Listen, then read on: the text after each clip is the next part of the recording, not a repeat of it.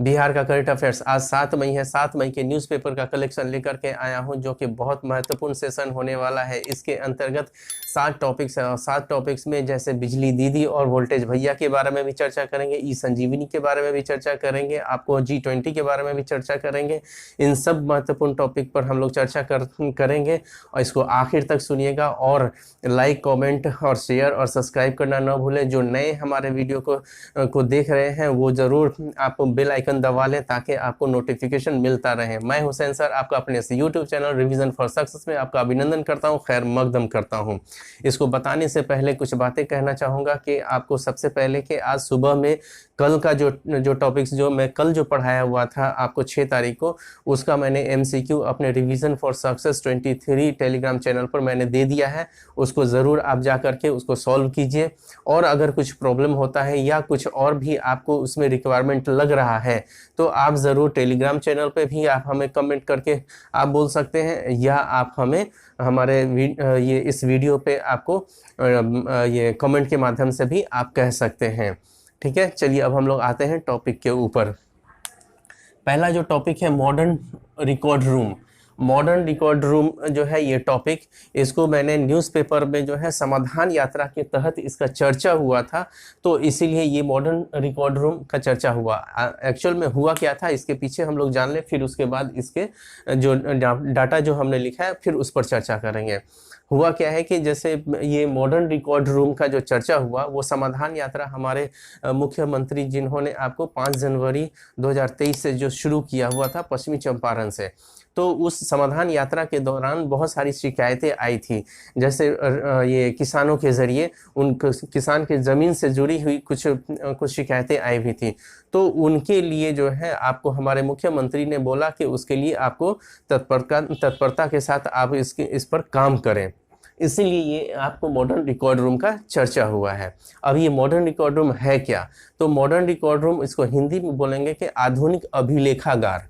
तो अभिलेखागार, गार का मतलब घर होता है, ठीक है, और अभिलेखा मतलब लिखा हुआ कुछ भी जो है उसका रिकॉर्ड जो है आपको उसी घर में रहेगा, यानी कि आधुनिक अभिलेखागार यानी कि मॉडर्न रिकॉर्ड रूम। तो उसमें कुछ दस्तावेज रहेंगे जो कि आपको किसान जो है के ज़मीन से जुड़ी हुई जितनी भी मसला है उसमें इस रिकॉर्ड में रहेंगे। यानी कि इस रिकॉर्ड में आपको 26 यानी किसानों से संबंधित, किसान के ज़मीन से जुड़ी हुई 26 सेवाएं जो है मॉडर्न रिकॉर्ड रूम के तहत दी जाएंगी किसानों को। उसमें क्या होगा कि जैसे वो जो 26 जो सेवाएं जो दी जाएगी, तो उस 26 सेवाओं में जैसे आपको खतियान के बारे में हो गया या ज़मीन के चौहद्दी के बारे में हो गया, तो इस तरीके का काफ़ी समस्याएं रहती हैं आपको किसानों को ज़मीन से जुड़े। और आप लोग भी जान रहे होंगे क्योंकि आप बिहार के रहने वाले हैं और बिहार के रहने वाले हैं, तो आप गाँव से भी संबंधित हैं और गाँव से संबंधित हैं तो वहाँ बहुत सारी समस्याएँ होती है। तो उसी को ही जब हमारे मुख्यमंत्री समाधान यात्रा कर रहे थे तो उस दौरान जितनी भी बैठकें हुई तो ये सब सारी समस्याएं जो है वहाँ के लोकल लोगों ने अपनी बात कही थी। तो उसी के लिए आपको 534 जो अंचल हैं उन सारे अंचलों में इस मॉडर्न ये रिकॉर्ड रूम का जो है आपको क्या भवन का निर्माण हो रहा है, ताकि वहाँ पर आपको सारी सुविधाएं दी जाए। वहीं उसी मॉडर्न में आपको ये कंप्यूटर वगैरह रखा जाएगा, वहाँ पर अभी नई नियुक्तियाँ होंगी, ये सब सारा चीज़ उसमें होगा।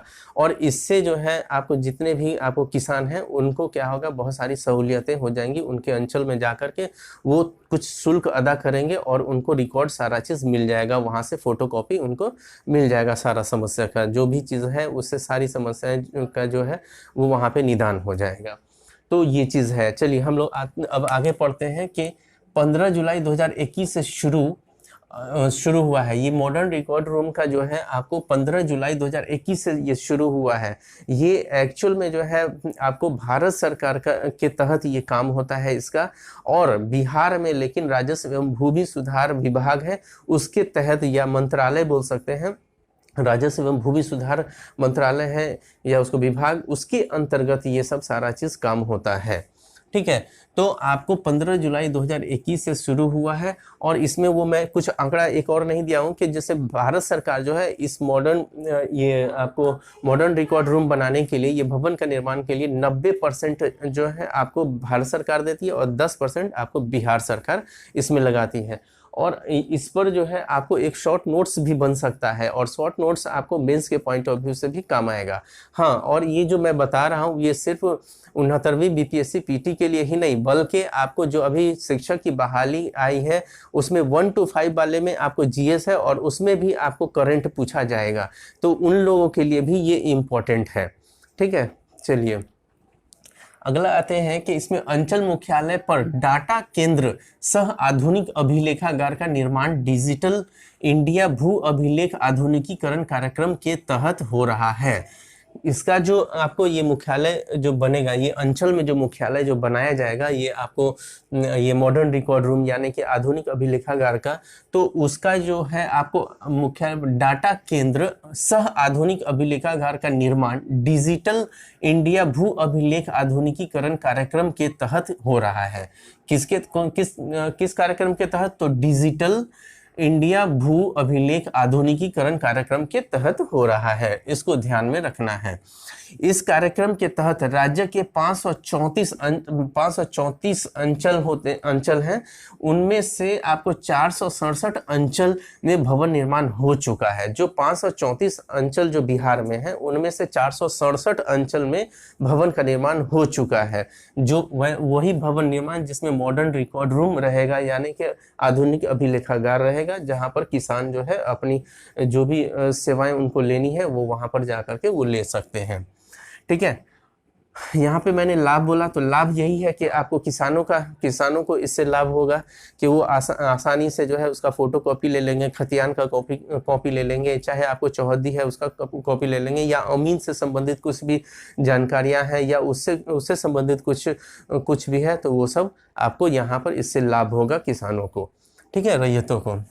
अब अगला टॉपिक आ जाते हैं समाधान यात्रा। समाधान यात्रा मैंने यहाँ पर लिखा है, लेकिन मैंने पिछले वीडियो में भी समाधान यात्रा के बारे में हम लोगों ने चर्चा किया हुआ है, और समाधान यात्रा का एक शॉर्ट नोट्स भी आप लोग को तैयार रखना होगा। हो सकता है कि आपको 68वीं मेंस वाले में आ सकता है, लेकिन 68वीं मेंस वाले में आ सकता है, लेकिन आप लोग को भी समाधान यात्रा पे एक शॉर्ट नोट्स तैयार करके रखना होगा, क्योंकि आपको शॉर्ट नोट्स में ये पूछा जा सकता है समाधान यात्रा। तो समाधान यात्रा जो है आपको पहला जो चरण हुआ था वो 5 जनवरी 2023 से पश्चिमी चंपारण वाल्मीकि नगर के दरुआ बारी गांव से हुई थी। बस समाधान यात्रा के बारे में ये चीज ध्यान में रखना है कि ये इसका जो शुरुआत जो हुई थी 5 जनवरी 2023 से पश्चिमी चंपारण के वाल्मीकि नगर के दरुआ बारी गांव से हुई थी। दरुआ बारी गांव से हुई थी, पश्चिमी चंपारण के वाल्मीकि नगर के दरुआ बारी गांव से हुई थी। इसको ध्यान में रखिएगा। और इसमें जो है समाधान यात्रा आखिर क्यों किया गया था मुख्यमंत्री के जरिए? तो समाधान यात्रा का मेन मकसद था आपको जो विकास कार्य जो किए जा रहे हैं उस चीज़ों का समीक्षा करना था, और योजनाएं सही तरीके से वहाँ पे लागू हो रही है कि नहीं, क्या समस्याएं हैं, क्या परेशानी है, वो खुद फिजिकली जाकर के मुख्यमंत्री सब लोगों से मिले, तो उनको समझ में आया कि हाँ कि कहाँ क्या कमी अभी भी रह गई है, और क्या क्या इश्यूज हैं, और सारी जानकारियां जो हैं उनको मिली। तभी तो अब जो है वो मॉडर्न रिकॉर्ड रूम के लिए तत्परता जो दिखाया जा रहा है कि प्रगति को जल्दी से किया जाए। वैसे भी आप देखें कि कल के वीडियो में हमने बताया ही था कि आपको जो कचरा प्रबंधन में आपको जुर्माना तो ठोक दिया गया है। हाँ, कचरा प्रबंधन का जो आपको एनजीटी के बारे में जो है, एनजीटी का फिर आज का भी पेपर में उससे संबंधित बातें आई हुई थी कि उसमें ये कहा गया है, एक वुडको जो कंपनी है उसने कहा, वुडको जो है ना कंपनी नहीं सॉरी वुडको जो एक संस्था है उसने कहा है कि ये एनजीटी के जरिए वो ये नहीं लगाया गया था, वो जुर्माना नहीं लगाया गया था, बल्कि वो बोला गया है कि आप कचरा प्रबंधन के लिए अलग से एक राशि रखिए जिसको रिंग फेंस आपको अकाउंट हो, तो उसके तहत वो था। तो आज का पेपर में वो पढ़ लीजिएगा, मैंने यहाँ पर नहीं लिखा है, उसमें सिर्फ एक कहानी नुमा है जो कि आपको जानकारी के लिए रहना चाहिए। और एक और चीज़ भी ध्यान में रखेगा कि अगला वाला जो है 69वीं वाला इस बार भी हो सकता है आ जाए, 68वीं में भी कचरा प्रबंधन से संबंधित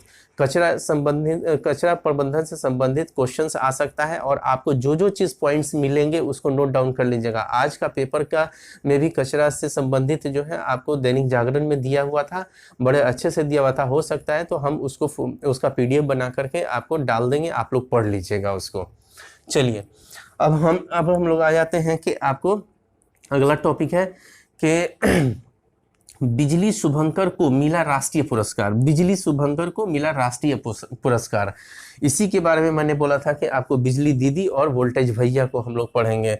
एक्चुअल में ये जो शुभंकर का जो अवार्ड जो मिला है वो exchange for media India PR and corporation communication award 2022 मिला है, जो कि दिल्ली में ये अवार्ड मिला गया था। तो किसको अवार्ड मिला है? तो Bihar state power holding company limited के 2 शुभंकर बिजली दीदी एवं वोल्टेज भैया को दिल्ली में अवार्ड दिया गया है। मतलब ये जो अवार्ड जो दिया गया है आपको, ये बिजली दीदी और वोल्टेज भैया को दिल्ली में अवार्ड दिया गया है। तो ये किसके जरिए अवार्ड दिया गया है? तो ये दिल्ली में दिया गया है। और ये देने वाले जो है exchange for media India PR and corporation communication award 2022, इसके जरिए आपको ये अवार्ड ही आपको मिला है। किसको मिला है? तो Bihar state power holding company limited के 2 शुभंकर बिजली दीदी और वोल्टेज भैया को दिल्ली में अवार्ड मिला है। एक्चुअल में क्या है कि हमारी जो पावर वाली जो कंपनी है उसने बहुत नायाब तरीका अपनाया हुआ है। एक तो प्रीपेड वाला, पहले पोस्ट पेड होता था, लेकिन अब प्रीपेड का भी अब चलन स्टार्ट हो गया है। तो प्रीपेड जो है एक नया तरीका है, एक बहुत बढ़िया तरीका अपनाया गया। तो उसको अपने तरीके से जो है, जिससे कि आपको जन जागरूकता फैल सके, जन जागरूकता को कैसे फैलाना है और उस पर विश्वास पैदा भी करना ज़रूरी था कि आपको जो प्री आप ये देते हैं, आप पहले पैसा जमा कर देते हैं इलेक्ट्रिक के लिए और फिर उसके बाद आपका इलेक्ट्रिक चालू होता है। और जब तक आपके पास वो जो वाउचर जब तक रहेगा, उसमें जितना पैसा रहेगा उतना तक आप बिजली का उत्पादन करेंगे और वो अपने आप कट जाएगा, फिर आपको रिचार्ज करना होता है। तो ये सिस्टम जो है एक नायाब सिस्टम था और इसी सब सिस्टम को और इस सिस्टम को पर विश्वास बनाने के लिए आपको जिस तरीके का प्रयास किया गया था, इसीलिए आपको मिला है बिजली दीदी और वोल्टेज भैया शुभंकर जो है उसको अवार्ड मिला है। बिजली दीदी और वोल्टेज भैया को अवार्ड मिला है। तो इसको ज़रूर आप, ये मोस्ट इंपॉर्टेंट है, PT के फैक्ट के तौर पे ये मोस्ट इंपॉर्टेंट है। अब आते हैं आपको G20। देखिए G20 के लिए आपको इस बार के लिए तो 68वीं वाले तो मेंस में लिखेंगे ही, इस डैम श्योर है कि ये आएगा। और आएगा तो अगर आप लोग जो सुन रहे हैं, अगर आपके परिचित अगर कोई दे रहे हैं तो उसमें कुछ 1-2 पॉइंट्स आज फिर पेपर में, न्यूज़पेपर में आया था। तो उसके तहत क्या है कि आपको G20, वैसे हमने पिछला वीडियो में इसमें चर्चा किया है, लेकिन कुछ और इसमें ऐड किया गया है कि G20 जो है आपको तो एक पटना में होगा और 22-23 जून को हो रहा है। अशोक कन्वेंशन सेंटर में होगा, जो कि आपको गांधी मैदान में है। और ये जो होगा आपको लेबर इंगेजमेंट ग्रुप से जुड़ी हुई होगी, ये जो बैठक होगी। इसमें आपको 20 देशों के करीब 250 लोग आएंगे यहाँ पर। और वो लोग जो आएंगे तो बिहार की संस्कृति और ऐतिहासिक विरासत को देखेंगे ही, वो दिखाया ही जाएगा। और साथ ही साथ महिला सशक्तिकरण को भी, यहाँ पर कैसे महिला सशक्तिकरण के लिए काम किया जा रहा है उसका भी दर्शन करवाया जाएगा। और उनमें से भी जो जीविका जो समूह है उनको किस तरीके से आपको उद्यमिता में लगी हुई है उनको भी दिखाया जाएगा। तो ये इम्पोर्टेंट है उन लोगों को जो इस बार जो 68वीं दे रहे हैं। अगर आप लोग जो देख रहे हैं तो आप लोग का अगर कोई सीनियर दे रहे हैं तो उनको ज़रूर ये वाला पॉइंट के बारे में बता दीजिएगा कि वहाँ पे नोट डाउन कर लेंगे। तो ये जो है आपको पटना में 22 से 23 जून को होगा। यह बैठक लेबर इंगेजमेंट ग्रुप से जुड़ी हुई होगी। अशोक कन्वेंशन सेंटर में G20 समूह की बैठक जीविका जैसे समूह के माध्यम से ग्रामीण इलाकों में महिला उद्यमिता की कहानी दिखाई जाएगी। मतलब कि जो जीविका जो समूह है उनके जरिए, जो उन्हीं के ही जरिए आपको गांव के इलाकों में महिला उद्यमिता का जो है आपको कहानी दिखाई जाएगी। उन लोगों को जो आपको G20 में जो आए हुए हैं बाहर के लोग, तो उनको ये सब चीज़ दिखाया जाएगा। अब अगला टॉपिक आ जाता है कि अंतर्राष्ट्रीय महिला फुटबॉल खिलाड़ी खुशी कुमारी सीवान जिला की।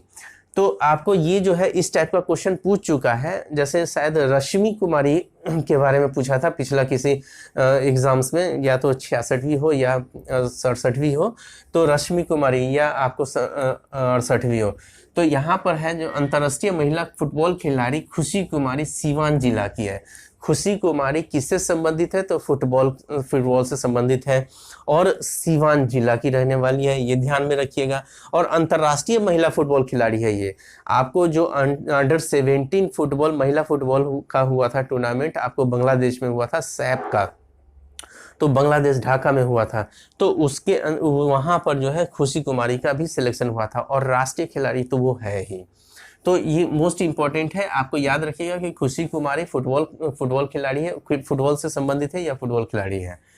और अगला पॉइंट है कि राज्य में 8463 प्राथमिक कृषि साख समिति पैक्स के विस्तार में नाबार्ड से वित्तीय मदद ली जाएगी। देखिए ये जो है आपको जो है राज्य में कितने पैक्स है, तो आपको 8463 पैक्स है।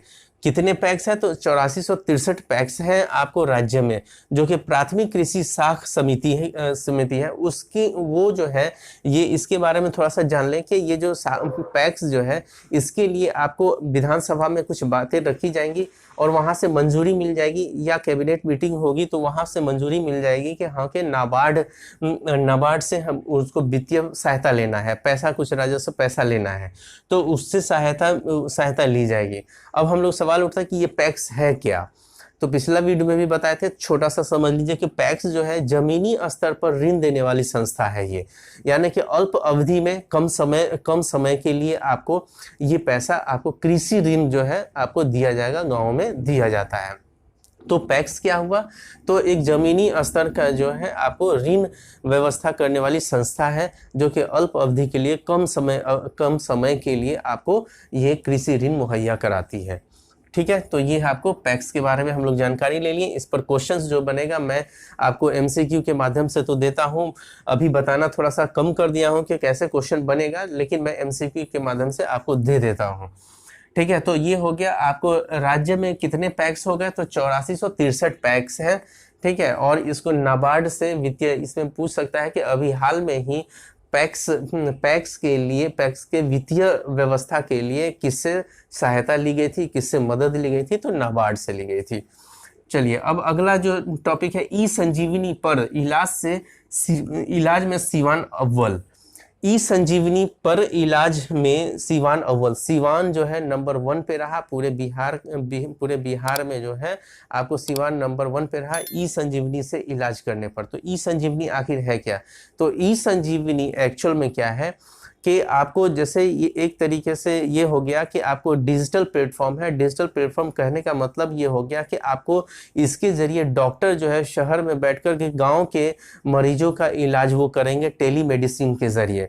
मतलब कि यहाँ पर रहते हुए और वहाँ पर वो व्यवस्था रहेगी और टेलीमेडिसिन के जरिए उस किसी मरीज को इलाज हो जाएगा और वो उसको आने की ज़रूरत नहीं पड़ेगी आपको शहर में, ताकि पैसा भी लगेगा और समय भी लगेगा और परेशानी भी होगी।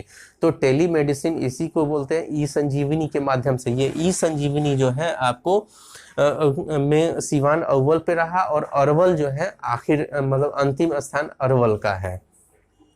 आइए इसमें कुछ पढ़ लेते हैं कि राज्य स्वास्थ्य विभाग ने 3 मई को रैंकिंग जारी किया था। राज्य स्वास्थ्य विभाग ने आपको 3 मई को ये रैंकिंग जारी किया था। प्रथम स्थान सीवान जिला और अंतिम स्थान अरवल जिला का था। ठीक है, प्रथम स्थान जो है सीवान जिला का था और आपको अंतिम स्थान अरवल जिला का था। ई संजीवनी आयुष्मान भारत डिजिटल स्वास्थ्य मिशन का महत्वपूर्ण अंग है। ये जो है ना आयुष्मान भारत डिजिटल स्वास्थ्य मिशन जो है आपको उसका ये ई संजीवनी उसका अंग है। किसका अंग है? तो आयुष्मान भारत डिजिटल स्वास्थ्य मिशन का ये महत्वपूर्ण अंग है और इस योजना की शुरुआत नवंबर 2019 में हुई थी। इस योजना की शुरुआत यानी कि जो आपको ई संजीवनी है इसकी शुरुआत नवंबर 2019 में हुई थी। ये मोस्ट इंपॉर्टेंट ये सब सारा चीज़। और ई संजीवनी पे भी आप क्या करेंगे कि एक शॉर्ट नोट्स बना लेंगे। हाँ, हम ये भी चीज़ कहना चाह रहे हैं कि आप शॉर्ट नोट्स जरूर, जिसका हम बोल देते हैं उसका शॉर्ट नोट्स जरूर बना लीजिए, और बना करके आप चाहें तो हमारे टेलीग्राम चैनल पर आप डाल सकते हैं और हम चेक करके हम आपको फिर उसको हम बता सकते हैं। तो आप ये भी चीज़ कर सकते हैं कि टेलीग्राम चैनल पर आप उसको, जो भी मैं शॉर्ट नोट्स बोलता हूँ, शॉर्ट नोट्स बनाइए, एक प्रैक्टिस होगा, क्योंकि शॉर्ट नोट्स आपको पेपर 1 में भी शॉर्ट नोट्स 2 सेक्शन में रहेगा, और आपको पेपर 2 जीएस का पेपर 2 में भी शॉर्ट नोट्स रहेगा। तो आप इस तरीके से कर लेंगे। ठीक है, अगर मेरा ये वीडियो पसंद आया होगा तो लाइक, कमेंट, शेयर और सब्सक्राइब करना ना भूलें। Okay, all the best.